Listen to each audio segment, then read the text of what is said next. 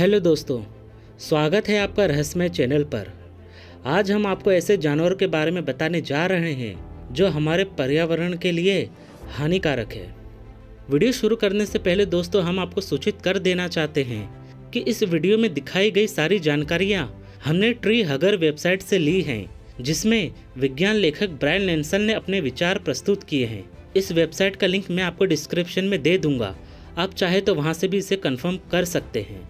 हाथी अपने भोजन की तलाश में ये पेड़ों की डालियों को तोड़ डालते हैं, छोटे वृक्षों को जड़ में से उखाड़ देते हैं। एक साथ अनेकों वृक्षों का नुकसान हो जाता है। हालांकि बड़े जंगलों में हाथियों को आसानी से भोजन मिल जाता है, इसलिए वो वहाँ ज़्यादा नुकसान नहीं करते, परंतु मानव प्रवृत्ति के कारण वन्य क्षेत्र सिकुड़ रहे हैं, जिससे ये पर्यावरण का भोग ले रहे हैं। अब बात करते हैं टिड्डियों की। ये करोड़ों की संख्या में आ धमकते हैं और कई किलोमीटर के विस्तार में वनस्पति को आसानी से चट कर जाते हैं। हालांकि अलग अलग क्षेत्रों में अलग अलग सीजन में ये टिड्डे दिखाई देते हैं। क्राउन ऑफ थ्रोन्स स्टारफिश समुद्र में रहने वाले कोरल इस स्टारफिश का मुख्य आहार होते हैं। इस स्टारफिश की संख्या जब भी काबू से बाहर होती है तो ये समुद्र के गहरे खड़कों को बहुत नुकसान पहुंचाती है। ये समुद्री जीव सृष्टि के लिए काफ़ी खतरे के समान है।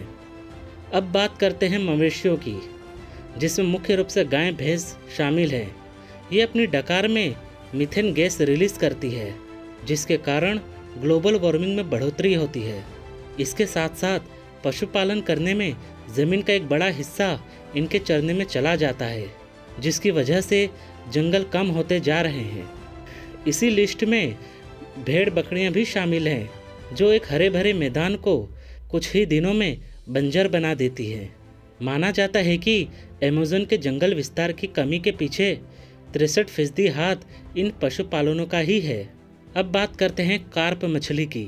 ये मछली तालाबों में गहराई में रहने वाली वनस्पति को उखाड़ देती है। ये फॉस्फोरस का उत्सर्जन करती है, जिससे नदी के अन्य जीवों के लिए खतरा पैदा हो जाता है।